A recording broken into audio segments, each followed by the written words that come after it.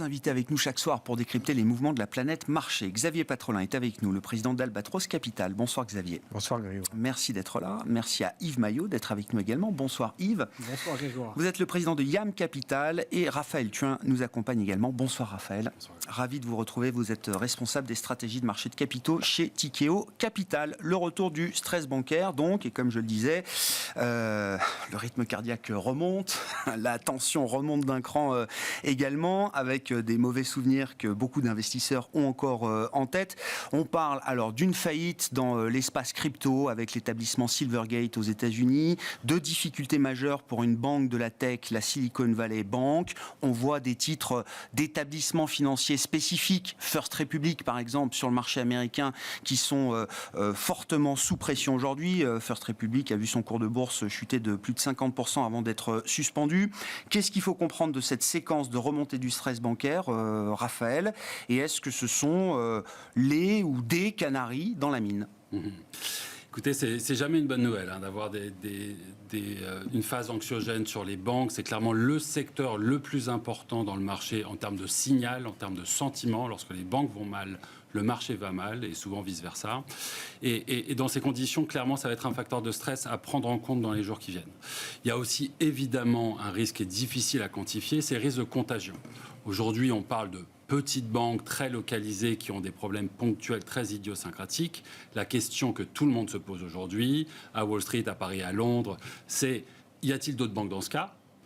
Et ce qui aujourd'hui s'est localisé sur certaines thématiques pourrait-elle être vue sur d'autres thématiques? On parle de tech et de crypto, peut-être qu'on va voir d'autres facteurs rentrer en jeu dans les jours qui viennent. Donc ça, c'est deux inconnus qui fait que de toute façon, on a envie d'être prudent et d'appuyer sur pause 2 minutes pour regarder ce qui se passe. Maintenant, quand on lève le capot sur ces histoires, effectivement, il y a quand même matière à pondérer le propos. On est sur une dynamique qui est très propre à cette Silicon Valley Bank, qui est une petite banque californienne, qui a des clients, une concentration de clients assez remarquable. Elle a peu de clients qui sont principalement des clients dans le secteur de la technologie. Donc une diversification des dépôts qui est très faible, d'une part. D'autre part, des dépôts qui étaient assez peu utilisés. Ils ne prêtaient pas ces dépôts activement. Et donc, au lieu de prêter ces dépôts comme la plupart des grandes banques font, ce qu'elles faisaient, c'est qu'elles les avaient investis dans des obligations souveraines à 10 ans. Et elle l'a fait à un moment assez dramatique, c'est-à-dire fin 2020, début 2021, un moment où les rendements étaient très faibles.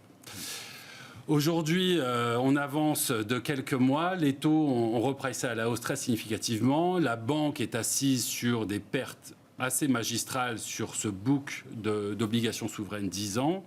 Et aujourd'hui, doit, face à la fuite de ces dépôts, trouver des moyens de se recapitaliser.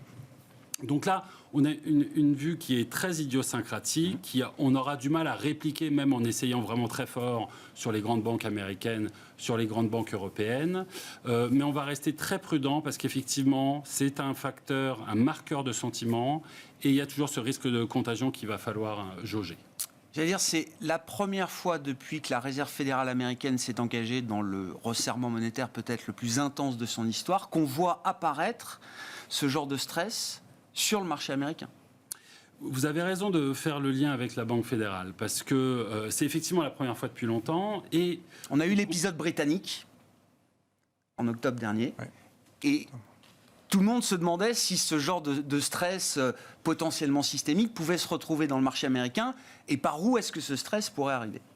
Absolument. Et on a peut-être les premières matérialisations concrètes de l'impact de cette remontée des taux dramatique, draconienne, d'une rapidité foudroyante sur l'économie.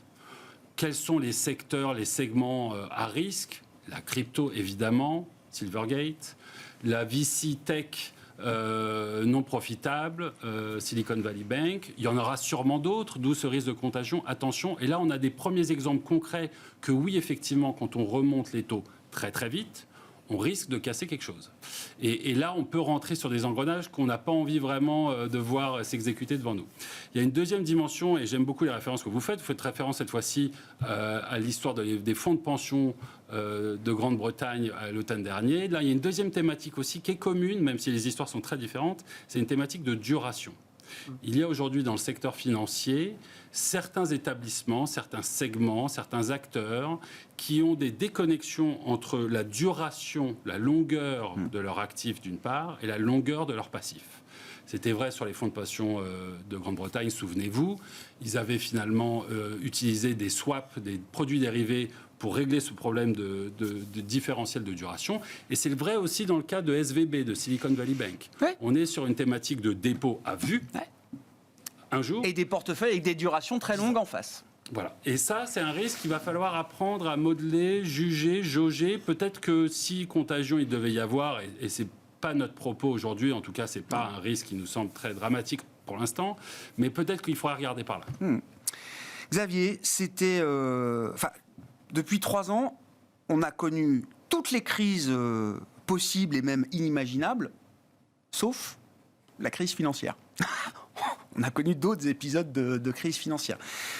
Comment est-ce que vous réfléchissez avec le retour d'un stress, effectivement, comme l'a très bien expliqué Raphaël, circonscrit pour l'instant, mais encore une fois, on a tous les mêmes réflexes quand on voit un secteur bancaire attaqué, quand bien même l'attaque est très localisée sur quelques segments spécifiques de ce marché bancaire. Là, comme ça, en première approche, pour moi, c'est une tempête dans un verre d'eau.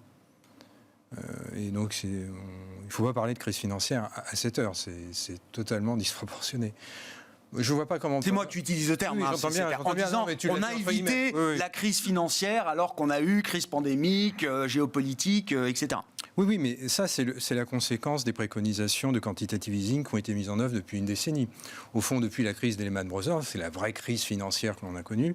On a mis en place des dispositifs monétaires et budgétaires, mais principalement monétaires, qui ont conduit à des taux incroyablement faibles, voire nuls, voire négatifs en termes nominaux. Donc ça a introduit, ce que tu as dit tout à l'heure, c'est-à-dire ces mismatching entre les actifs et les passifs. Mais pour l'instant, les taux réels, quand je prends le taux nominal et que je lui soustrais l'inflation du moment, je ne prends même pas l'inflation anticipée, parce que l'inflation anticipée, si on prend son continuum sur les derniers mois, on est toujours en taux réel négatif. Comment veux-tu qu'il y ait une crise financière avec des taux réels négatifs ? La crise financière qui adviendra, c'est quand les taux réels vont repasser au-dessus de la croissance potentielle ou des cash flows potentiels. Par contre, qu'il y ait des errements qui y ait eu du côté des crypto-monnaies. Les crypto-monnaies, au fond, c'est des tulipes numériques, même s'il y a un potentiel derrière le... Alors, pour l'espace crypto, c'est donc la faillite de Silvergate. Voilà, qui, là, était vraiment un établissement attaché à cet espace crypto. On comprend bien qu'il y a un combat qui se mène depuis au moins une décennie entre le monde de la crypto-monnaie et le monde de la finance. Il y a un enjeu disruptif. Cet enjeu disruptif, je pense que le monde de la finance, et je pense même que les régulateurs ont intérêt à ce qu'il y ait un peu de sang sur les murs. Ouais, parce que l'enjeu du moment pour la crypto-monnaie, c'est de rentrer dans la régulation. Parce que rentrer dans la régulation, contrairement à ce qui est dit, ce sera la reconnaissance. Et là, ça sera peut-être la diffusion de la problématique. Et donc, je pense qu'il y a une espèce de combat qui est en train de se mener entre l'ancien monde, si j'ose dire, et le monde disruptif, et qu'entre-temps, il y a la Fédérale Réserve, les banques centrales qui resserrent le crédit. Donc c'est un peu donc on est en train de comme tu disais dans ton petit mail, la marée est en train de se redescendre. Mais est-ce qu'il y a un enchaînement avec une crise bancaire majeure ? C'est difficile. Pour l'instant, je n'y crois pas. Par contre, ce qui est vrai, c'est que j'ai noté au cours de l'année 2022, qui est une année quand même marquée par le conflit russo-ukrainien, j'ai noté que toutes les grandes banques américaines, mais aussi européennes, mettaient en place des services, des départements sur les crypto-monnaies. Donc, sur les NFT, il y a tout un énorme développement, ça touche les banques européennes.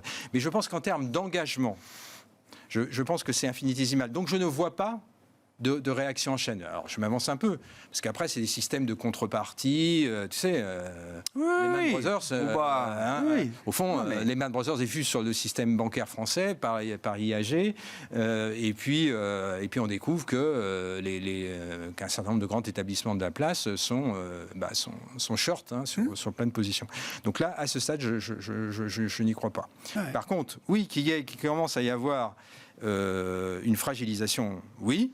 Mais encore une fois, la crise financière adviendra quand les taux réels, c'est-à-dire le taux nominal moins le taux d'inflation va Il y a plein de manières de les mesurer, les taux réels. Selon certaines mesures, on a quand même des taux réels positifs aux États-Unis, ou beaucoup moins négatifs quand même. Écoute,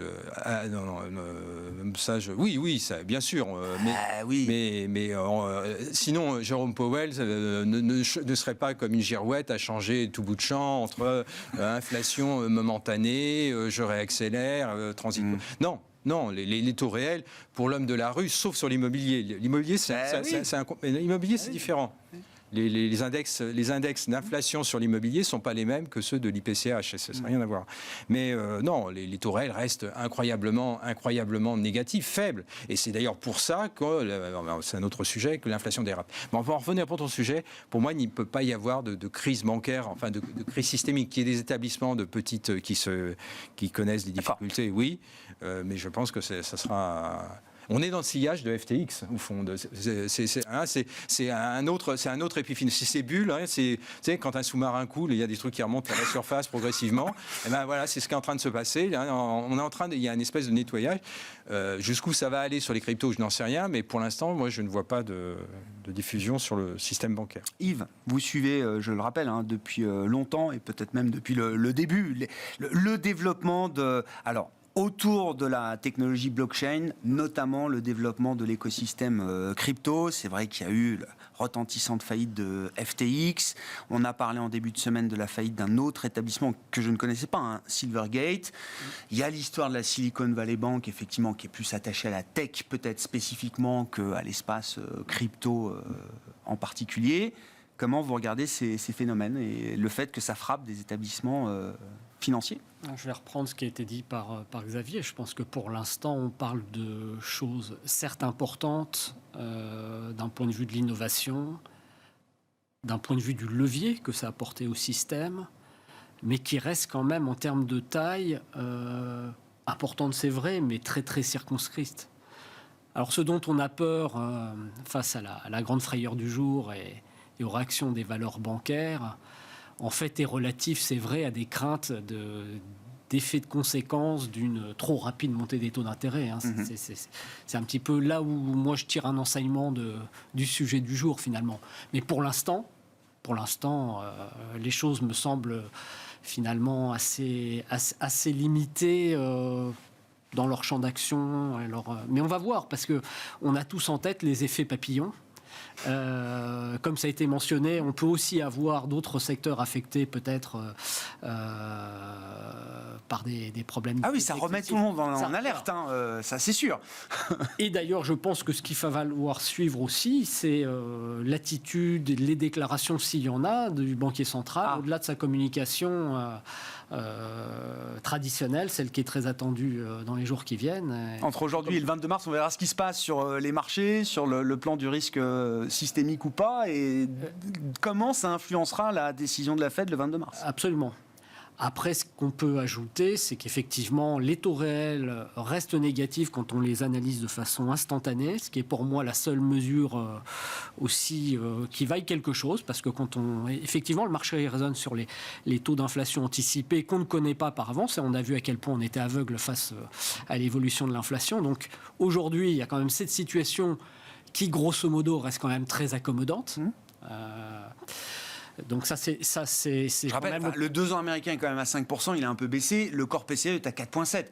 Enfin, on est quand même à des niveaux de taux directeurs qui sont au niveau de l'inflation sous-jacente telle qu'elle est mesurée et suivie par la Réserve fédérale américaine. On n'est pas non plus en taux négatif. On n'est plus en taux directeur négatif face à l'inflation. En taux directeur, non. Ah bah oui, mais quand même. Sur les taux de marché, les taux longs... On a un signal. Oui, tout à fait. On n'est pas dans la situation... Non, je défends un peu le job des banques centrales. Non, puis ce qu'il faut rajouter enfin en deuxième point, c'est que suite à la crise financière d'il y a 15 ans, on a quand même des bilans de banques qui sont grosso modo sur les gros établissements infiniment plus résistants que ce qu'on a pu connaître par le passé. Donc, alors c'était ma question.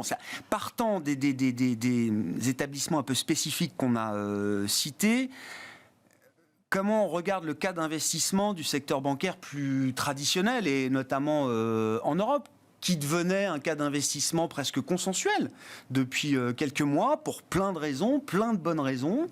Est-ce que là, entre un risque de stress potentiel et des effets de courbe de taux aussi, qui sont inversés, est-ce que le cas d'investissement des banques traditionnelles en Europe s'affaiblit ? Alors, il y a un peu de tout. Il faut de tout pour faire un monde. On sait qu'on a des cas qu'on traîne depuis un certain temps en Europe qui posent problème et dont les cours ont beaucoup chuté. Oui, Crédit Suisse est au plus bas aujourd'hui. Oui. Voilà, Deutsche Bank. Donc, et puis on a des banques qui ont des gros problèmes de gouvernance. Oui. Peut-être oui. plus que de liquidité ou de solvabilité, mais des énormes problèmes de gouvernance quand même au sein de ces banques. Moi, j'ai pas une connaissance parfaite, loin s'en faut, de ce qui se passe dans le bilan de. Il suffit de voir l'accumulation des procès et des contentieux. Et c'est là où il y a peut-être un ver dans le fruit. C'est-à-dire que voilà, c'est ce qui peut tout de suite jeter la suspicion sur le secteur bancaire, en tout cas européen, pour lequel on a quand même quelques gros établissements qui ont vraiment un certain confort en termes de voilà. Donc, mais oui, non, mais encore une fois, quand le stress revient par les banques... Peut-être que le dernier point, c'est que si je pense qu'on a un marché qui peut se faire peur à un moment où on a des performances sur les valeurs bancaires qui ont été extraordinaires depuis 5-6 mois et qu'on se trouve à un point, on voit bien techniquement, voilà, un point d'équilibre et de résistance. Tout ça peut aussi servir de prétexte à une longue consolidation du secteur. Un bon plus 20 peut-être. Sur un secteur qui était assez unanimement recommandé et investi par les stratégistes. Xavier ? L'observation sur le niveau des fonds propres du système bancaire européen est essentielle, puisque au fond, le niveau des fonds propres du système bancaire a été multiplié par 3 depuis Lehman Brothers. Donc il y a des coussins de fonds propres pour absorber des chocs autrement plus spectaculaires que ce qui est en train de se passer sur les crypto-monnaies de l'autre côté de l'Atlantique, normalement. Donc on doit être relativement serein de ce point de vue-là. Raphaël, comment vous regardez là, le cas d'investissement bancaire à l'aune de ce qu'on vient de dire et des petits risques effectivement qui remontent à la surface, et puis cette histoire de duration des portefeuilles. Vous disiez c'est très spécifique au modèle de Silicon Valley Bank. Donc on ne retrouve pas parce que visiblement ils ont liquidé un portefeuille de 21 milliards d'obligations avec des décotes importantes, tant et si bien qu'ils perdent quasiment 2 milliards à l'arrivée, avec des fire sales qui ont été compliqués à gérer. C'est pas quelque chose qu'on retrouve dans le modèle économique d'autres grandes banques plus mondiales, plus généralistes peut-être. Non. Alors bon, c'est très important de le dire, et on l'a tous dit, on va le redire une dernière fois. Ce qui arrive à SVB ne peut pas être répliqué quand on regarde les grandes banques américaines ou européennes en termes de concentration de dépôts, en termes d'utilisation de ces dépôts avec cet achat des treasuries, en termes de ratio prêt versus dépôt. Rien de tout ça ne correspond à la réalité des banques européennes. Dieu merci. Les banques européennes, elles sont très bien capitalisées. On est sur des ratios de fonds propres à 14-15% en moyenne. Le régulateur n'en exige que 11 à 12%, donc on est surcapitalisé. Et pour comparaison, au moment de Lehman, on était plus proche de 5-6%. Donc on est sur un secteur qui n'a plus rien à voir avec ce qu'il était. Il s'assoit sur des quantités de provisions qui datent du Covid commensurables. On parle de 25 milliards d'euros de provisions qui datent du Covid, qui n'ont pas été reprises par les banques européennes, à la différence des banques américaines, et qui pourraient permettre de voir venir dans le cadre d'une récession. Et effectivement, même en termes d'opérationnel, 2022 a été une très belle année pour les banques. En termes de résultats, et elles ont beaucoup de vent arrière en ce moment qui pousse derrière elles. Donc la photo globale pour les banques est quand même encourageante. Ceci dit, mettons un petit bémol. Effectivement, on va maintenant avoir une petite musique qui aura changé de tonalité à la suite de ces histoires. On va voir si elle porte dans le temps ou pas. Mais c'est vrai que tout d'un coup, on est tous là à faire un petit mouvement en arrière. Donc ça va être une première chose. Il y a aussi une dynamique un peu technique aussi qui va commencer à se poser de plus en plus sur la profitabilité des banques. C'est cette dimension rémunération des dépôts. Oui. Ce qu'on appelle le bêta des dépôts. Cette idée que jusqu'à présent, lorsque les taux baissaient, les banques se faisaient une joie de répercuter la baisse des taux à 100% sur les dépôts. Quand les taux ont eu remonté, ils se sont gardés une partie de cette hausse des taux. Donc cette partie-là, elle est en train de s'amenuiser. Aujourd'hui, pour rester compétitive, les rémunérations des dépôts doivent augmenter, ce qui a coûté très cher à SVB. C'est comme ça qu'elle a eu des outflows, SVB, c'est qu'elle n'arrivait pas à suivre le payer mouvement de suffisamment rémunération ses des dépôts. Exactement. Eh oui. Et donc ça va manger les marges. Donc c'est très vrai aux États-Unis. En Europe, on n'y est pas encore. Il reste du temps. Mais c'est vrai que cette dynamique très positive qui a porté les banques jusqu'à présent risque de peut-être s'essouffler un petit peu. Donc sur les actions bancaires, peut-être qu'on peut se poser la question d'un essoufflement.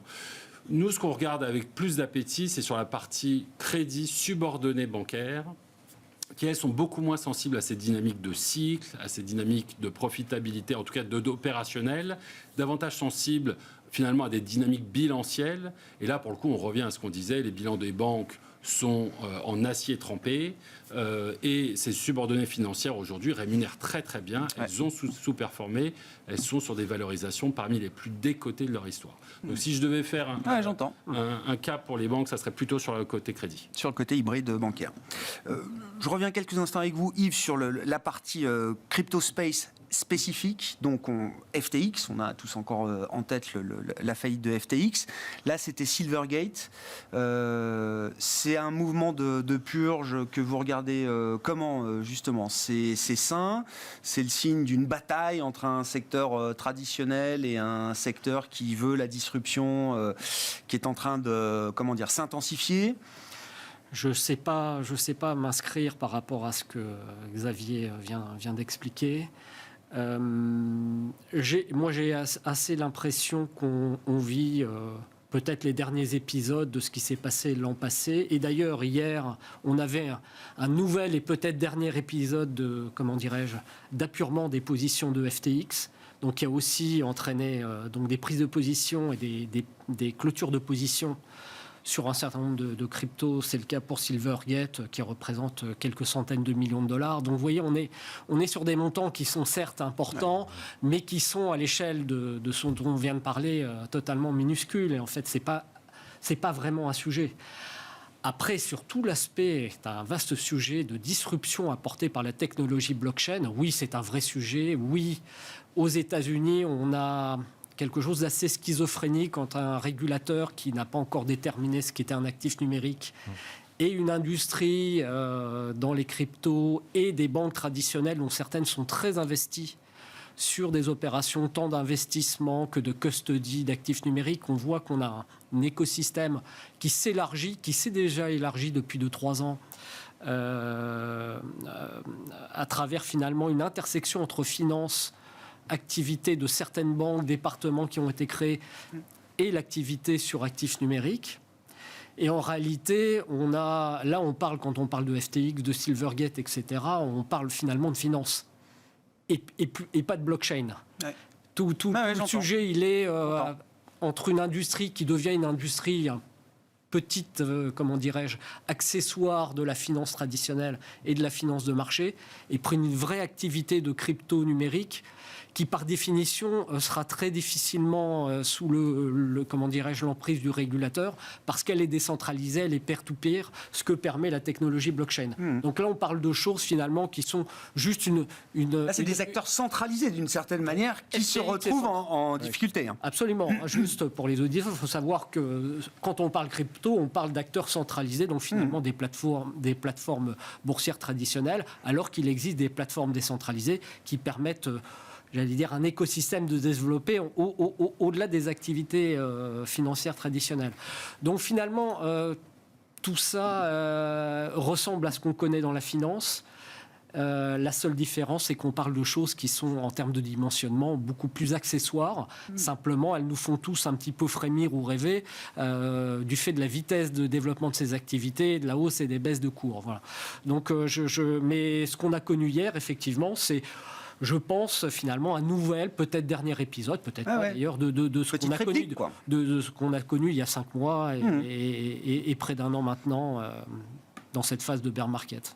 Une fois qu'on a dit ça, Xavier, qu'on pèse le pour et le contre du risque bancaire ou financier aux États-Unis dans certains segments spécifiques, qu'on ajoute le dernier rapport sur le marché du travail américain, 311 000 créations d'emplois après plus de 500 000 au mois de janvier, des chiffres extraordinaires. Hein. Taux de chômage qui remonte légèrement, le taux de participation remonte, les heures travaillées baissent un petit peu, le taux de chômage passe à 3,6%. Entre le stress bancaire et ce qu'on observe sur le marché du travail, comment est-ce qu'on arbitre la prochaine hausse de taux de la Fed ?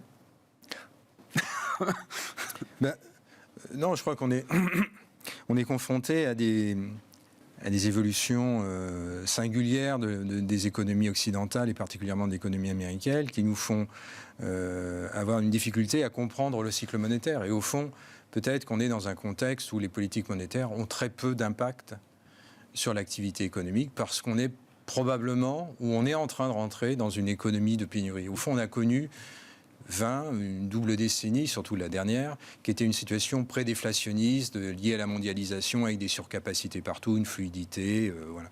Et on rentre dans un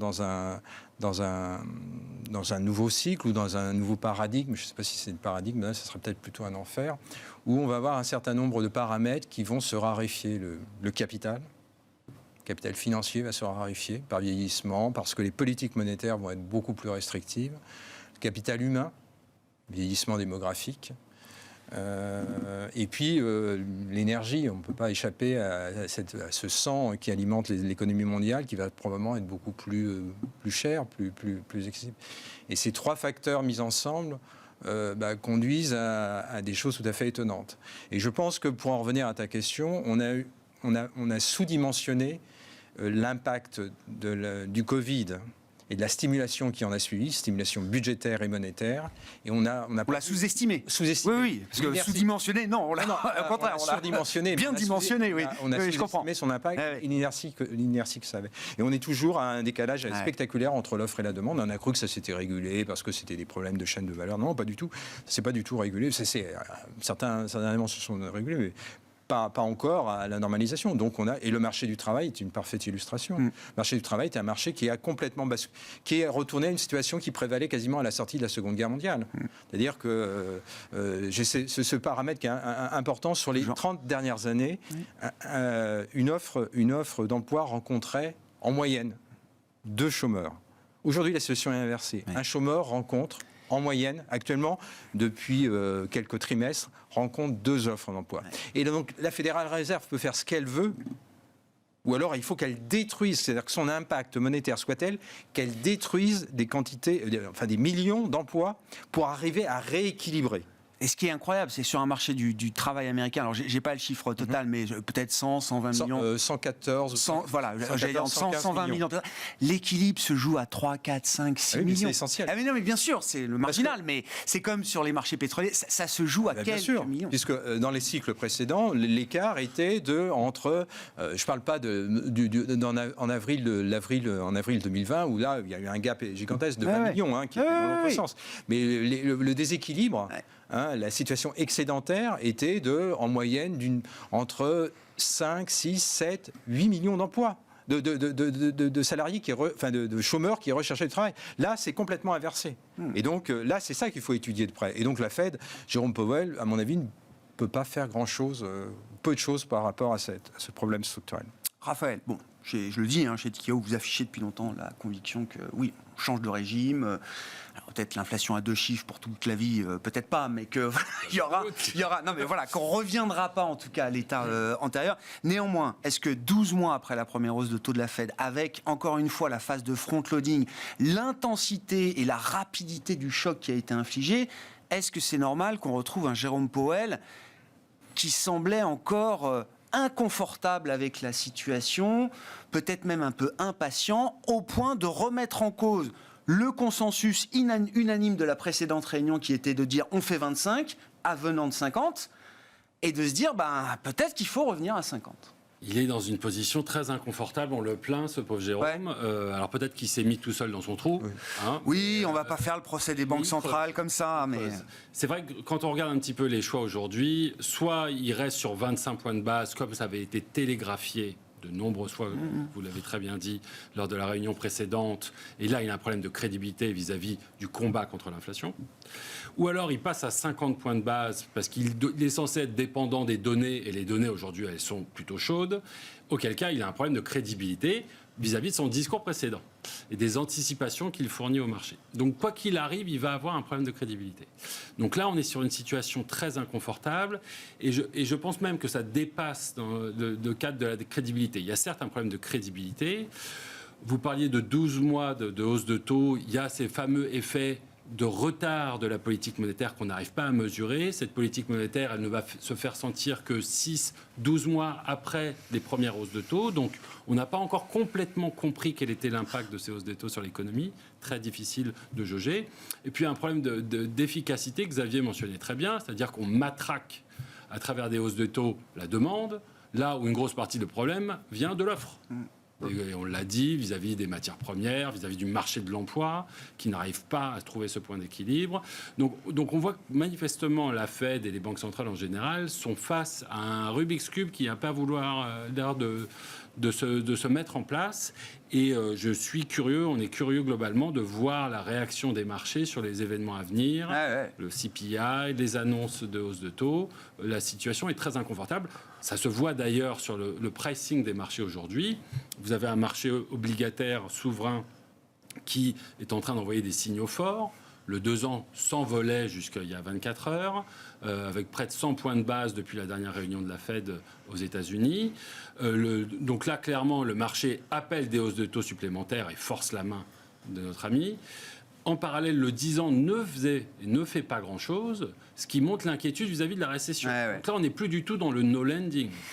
Et en parallèle à cela, vous regardez le marché actions qui reste pas très loin des plus hauts historiques pour le CAC, sur des valos plutôt élevés. Vous regardez les primes de risque crédit qui se sont énormément resserrées. Donc là encore, il y a une grande perplexité.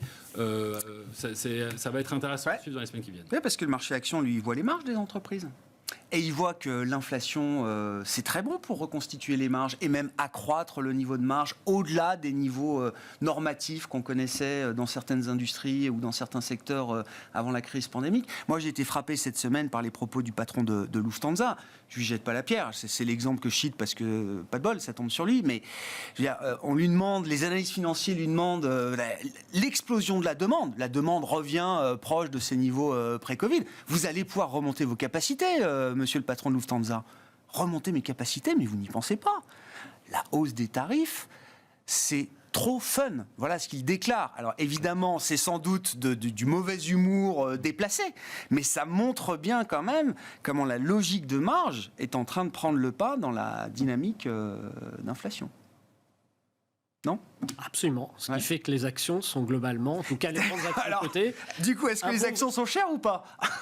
Alors, en Europe, non. Historiquement, on est malgré la hausse, on n'est pas cher. Mais ce que je voulais souligner, c'est le fait que l'action est un bon véhicule anti-inflation finalement. Enfin, en tout cas, pour une bonne partie des actions cotées, en particulier des grandes entreprises, en particulier de celles qui peuvent imposer leur prix. Alors, est-ce qu'elles peuvent le faire de façon aussi forte, de façon durable ? Probablement pas, parce qu'on va se heurter à ce qui était souligné. C'est ce que commence il dit que ça va durer des années comme ça, le patron de Lufthansa. Il est prêt à dire que ça va durer des années. Et je reviens sur ce que vous disiez, parce que c'est tout à fait révélateur, et c'est pour ça qu'on dit que l'inflation mettra du temps. C'est qu'aujourd'hui, on a des consommateurs qui ont beaucoup d'épargne, qui datent du Covid. Le consommateur américain se remet même à prendre de la dette. On a un marché de l'emploi très robuste et des hausses de salaire. Donc pourquoi monsieur de Lufthansa baisserait ses prix ? Je ne sais pas, parce qu'il a reçu 10 milliards d'aides publiques pour survivre à la crise du Covid et que à partir du moment où il a les moyens de monter ses capacités, on pourrait se dire, tiens, c'est peut-être le juste équilibre que tout le monde cherche et qui éviterait à la Banque Centrale Européenne de devoir mais ce que vous entendez trop dur, trop fort. Le résultat du premier trimestre, c'est que les entreprises globalement anticipent davantage de hausses de prix parce qu'elles peuvent se le permettre, parce que le consommateur peut on payer. teste l'élasticité. Donc là, on est sur des processus longs. Quand même. Oui, longs et finalement assez normaux et sains. C'est-à-dire que l'exercice va s'arrêter quand la demande sera plus là parce que les prix sont trop élevés. Oui. C'est homo economicus, mais j'entends bien. Académique là, quelque part. Oui. Donc finalement, tout ça est normal. Bon, c'est un peu plus gênant dans le cas de Lufthansa parce que on a eu l'émission et puis effectivement une Non, mais il y en a aide publique, d'autres. etc. C'est l'excuseflation maintenant. C'est le concept, c'est de l'excuseflation. Oui. J'ai un pricing power que je soupçonnais pas, je fais pas de volume, mais je m'en fiche, je peux monter mes prix de 20-25%, allant bien au-delà de la compensation des salaires. Je sais pas combien il a augmenté ses salariés chez Lufthansa, mais il augmente plus ses prix que ses salariés à l'arrivée. Non, mais c'est un vrai sujet, et c'est vrai qu'on se demande comment répartir la charge de l'inflation au mieux. Moi, quand je vois ce genre d'exemple, je me dis, bon, bah voilà, comme à chaque fois, toute la pression, toute la responsabilité de la lutte contre l'inflation va reposer sur la BCE, quoi.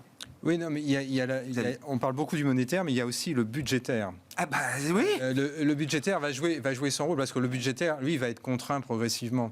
Et notamment en Europe, il va progressivement se normaliser.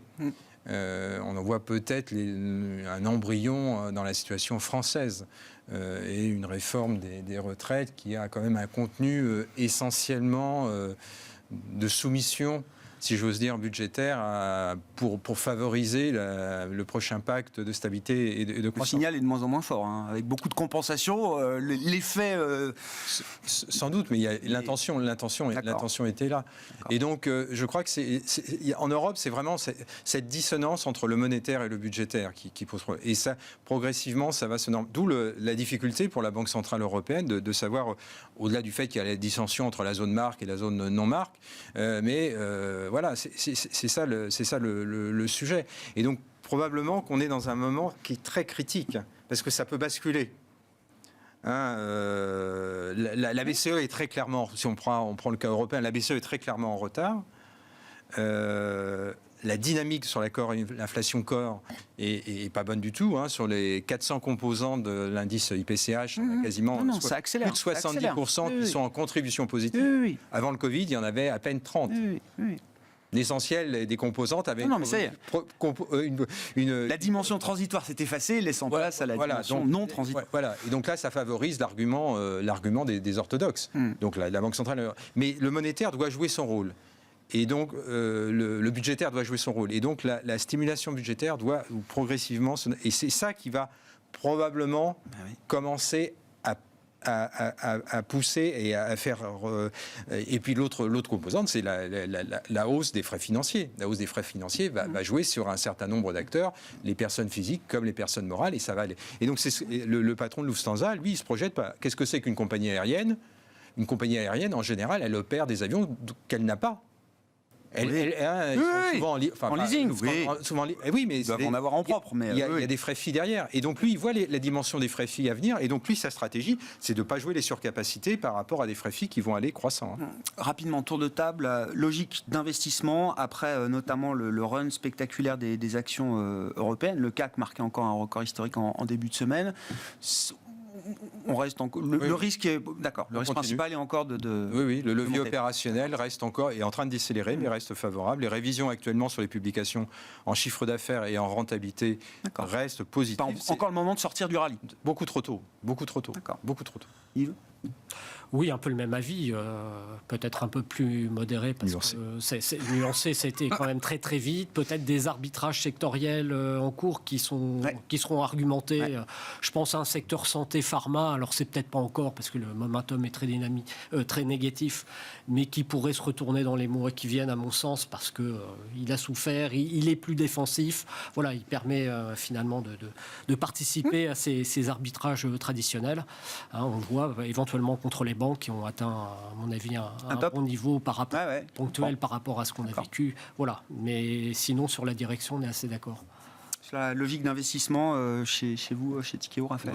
Voix dissonante de notre côté, beaucoup plus inquiet. On est sur une inflation qui s'emballe, qui ne semble pas vouloir se stabiliser, ce qui devrait favoriser cette continuation des hausses des taux, d'une part. On a un risque de récession qui existe, qui est fort et qui pourrait aller en s'accélérant dans le cours de 2023, d'autre part. Et même un risque de queue. On commence à voir des petits craquements. On est sur une espèce d'opération en termes monétaires qui n'avait rarement été vue, ou en tout cas pas depuis 40 ans, dont les conséquences sont très, très incertaines. On a rarement remonté les taux si dramatiquement, si vite. Ça, c'est la photo. Face à ça, le CAC est au plus haut historique. Oui, mais pas si cher. Si ? Par rapport aux primes de risque ? Le prime de risque action commence à devenir pas un si peu... cher, mais pas si peu cher. Il se rapproche des moyennes et à des estimations de résultats qui n'ont pas encore corrigé. Merci beaucoup, messieurs. Suite au prochain épisode. Le prochain épisode sur les marchés, ce sera la semaine prochaine. Inflation américaine, Banque centrale européenne le 16 et la semaine suivante, la Réserve fédérale américaine. Xavier Patrolin était avec nous, Albatros Capital, Yves Maillot, YAM Capital et Raphaël Thuin, Tikeo Capital.